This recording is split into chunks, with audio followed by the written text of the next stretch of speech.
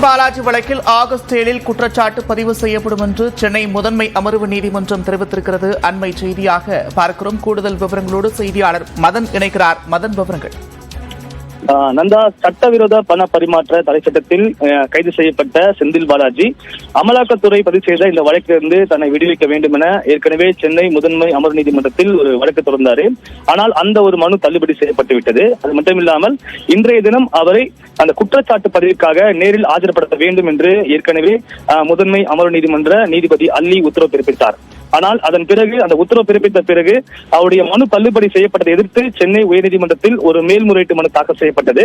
இரண்டாவதாக இதே முதன்மை அமர்வு நீதிமன்றத்தில் அந்த மேல்முறையீட்டு மனு விசாரணைக்கு வரும் வரைக்கும் இந்த குற்றச்சாட்டு பதிவை தள்ளி வைக்க வேண்டும் என்று இதே முதன்மை அமர்வு நீதிமன்றத்தில் செந்தில் பாலாஜி தரப்பில் இரண்டாவது மனு தாக்கல் செய்யப்பட்டது. இன்று காலை இந்த ஒரு மனு இன்று முதன்மை அமர்வு நீதிமன்றத்தில் விசாரணைக்கு வந்தபோது அந்த ஏற்கனவே தள்ளுபடி செய்யப்பட்ட மனுவை எதிர்த்து தொடரப்பட்ட மேல்முறையீட்டு மனு உயர்நீதிமன்றத்தில் தாக்கல் செய்யப்பட்டுள்ளதாகவும் அந்த வழக்கு விசாரணைக்கு வரும் வரைக்கும் இந்த ஒரு குற்றச்சாட்டு பதிவை தள்ளி வைக்க வேண்டும் என்ற ஒரு கோரிக்கை செந்தில் பாலாஜி தரப்பில் வைக்கப்பட்டது.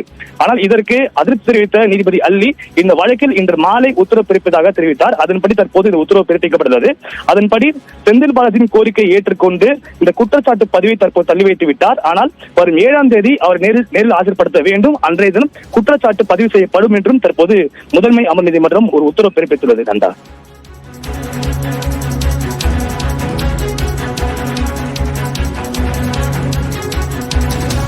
நன்றி மதன், விரிவான விவரங்களுக்கு.